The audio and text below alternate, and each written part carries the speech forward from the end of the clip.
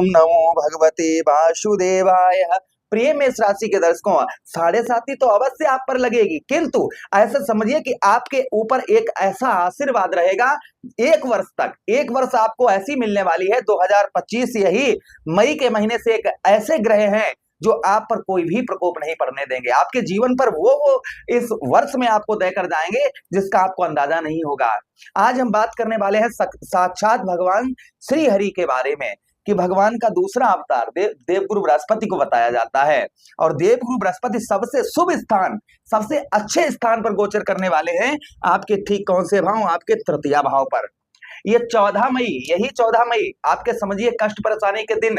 मैं ये नहीं कह रहा हूं कि, मैं हमेशा ही कहता हूं कि जो भी मैं आपको प्रोग्राम देता हूं वो अन्य अन्य ग्रहों के बारे में देता हूं, इसलिए जो आपके जीवन पर कष्ट परेशानी काफी लंबे समय से चल रही थी, वो आपकी कष्ट परेशानी यहाँ पर देवगुरु बृहस्पति के आशीर्वाद से दूर होती हुई नजर आएंगी।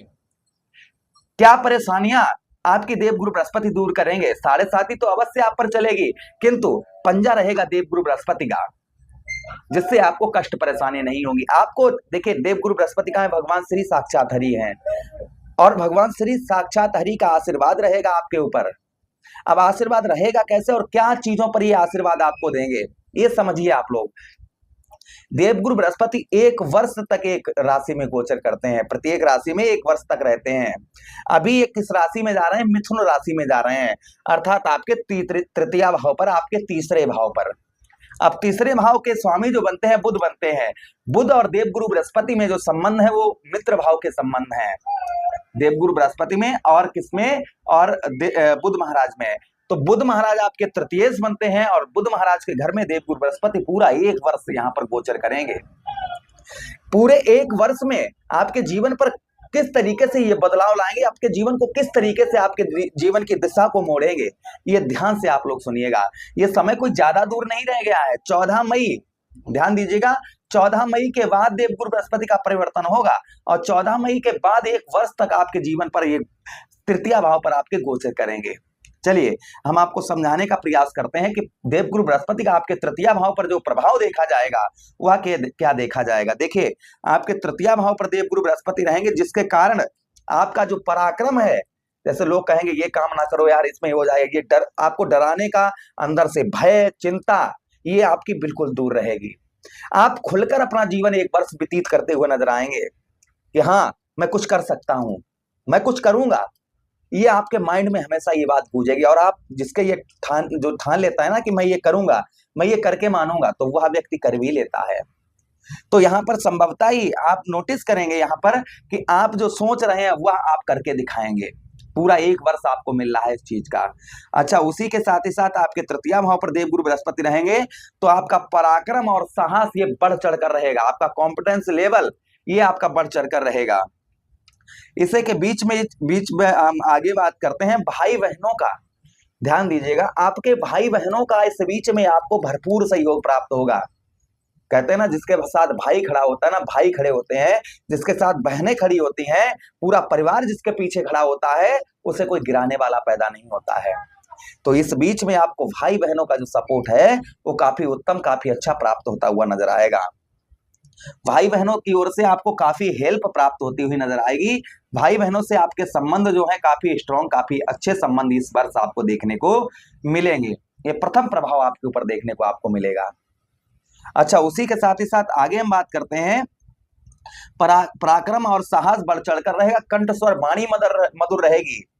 लोगों को आप ज्ञान की बात समझाएंगे, लोगों को ज्ञान की ओर आकर्षित करेंगे, धर्म की ओर चलना सिखाएंगे लोगों को। ये चीज आपके अंदर सबसे ज्यादा देखी जाएगी। इस बीच में आप तृतीय भाव पर रहेंगे भाई आपके, तो कंठ स्वर वाणी मधुर रहेगी, अपनी वाणी से लोगों को एक्टिव करते हुए नजर आएंगे। ये प्रभाव देवगुरु बृहस्पति का आपको देखने को मिलेगा। और देवगुरु बृहस्पति पंचम दृष्टि से 1 2 3 4 5 पंचम दृष्टि 7वें भाव पर डालेंगे आपके, जिसके कारण भाई देवगुरु बृहस्पति कारक किसके हैं? देवगुरु बृहस्पति विवाह के कारक हैं, संतान के कारक हैं, भाग्य के कारक हैं, यश के कारक हैं देवगुरु बृहस्पति। तो आपके 7वें भाव पर दृष्टि डालेंगे, तो जिन लोगों का विवाह नहीं हो रहा था, भलाई शत्रु घर पर दृष्टि पड़ेगी, शुक्र के घर को देखेंगे, लेकिन विवाह के कारक है भाई देवगुरु बृहस्पति, विवाह करवाते हैं ये।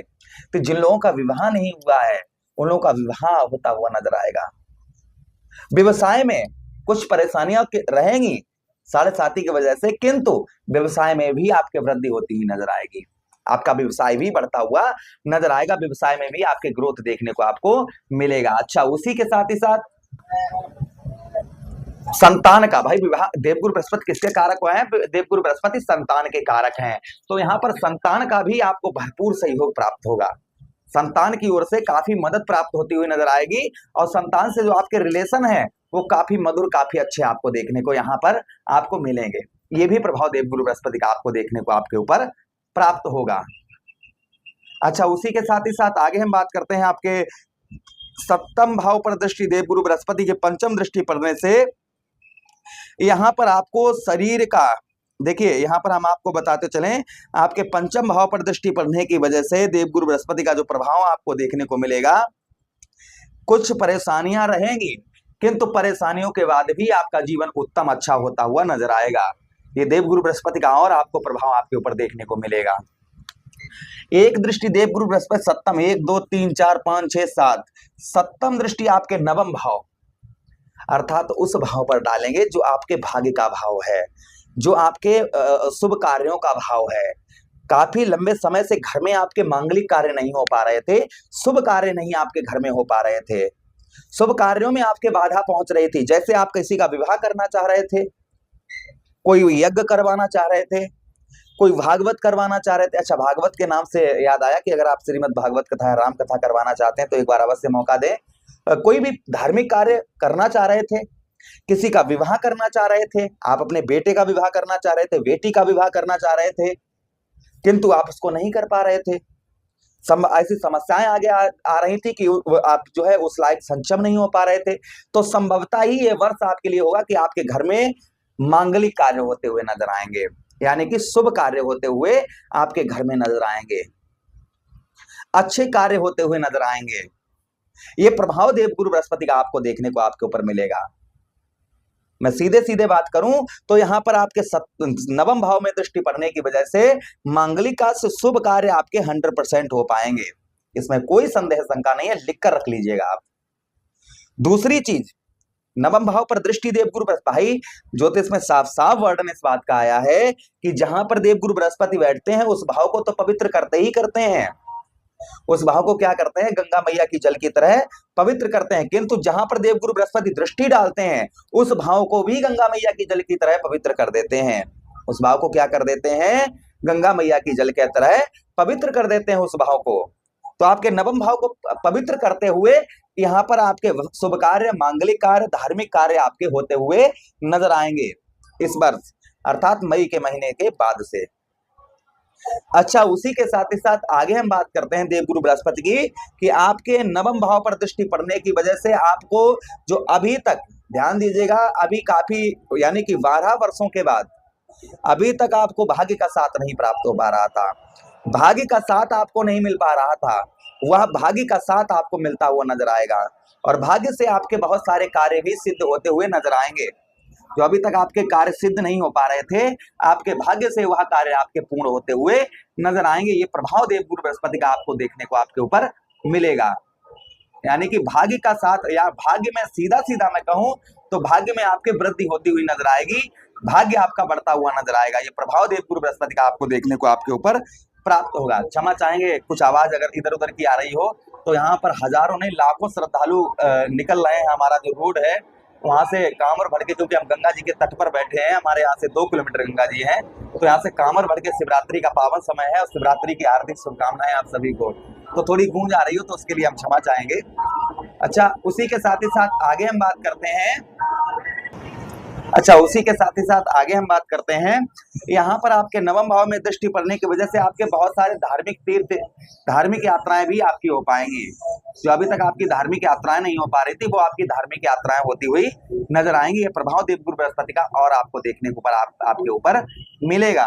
अच्छा, उसी के साथ ही साथ आगे हम बात करते हैं देवगुरु बृहस्पति की और एक दृष्टि, अर्थात नवम दृष्टि, 1 2 3 4 5 6 7 8 9।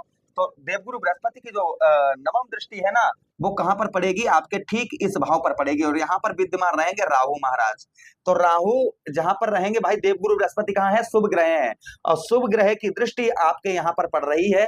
अर्थात 11वें भाव पर, तो राहु का 11वें भाव पर राहु का रिजल्ट अच्छा होता है और देवगुरु बृहस्पति की दृष्टि पड़ेगी, जिसके कारण आपको आध्यात्मिक लाभ देखने को मिलेंगे। जो अभी तक आपको काफी लंबे समय से आपको लाभ नहीं देखने को मिल पा रहे थे, वह लाभ आपको देखने को इस जो है इस वर्ष मई के महीने के बाद से आपको देखने को मिलेंगे। तो ये और भाई बहनों का सपोर्ट भी प्राप्त होगा, सफलता भी प्राप्त होती हुई नजर आएगी, सफलता भी आपको भरपूर तरीके से उत्तम तरीके से मिलती हुई नजर आएगी। तो ये प्रभाव देवगुरु बृहस्पति का, इसलिए चिंता वाली आप मन उदास मत कीजिएगा, ये कुछ ही समय बचा हुआ है, इसके बाद अच्छा समय आपका प्रारंभ हो रहा है। आदेश दीजिए किसी अन्य प्रोग्राम में पुनः भेंट करते हैं। हरे कृष्णा।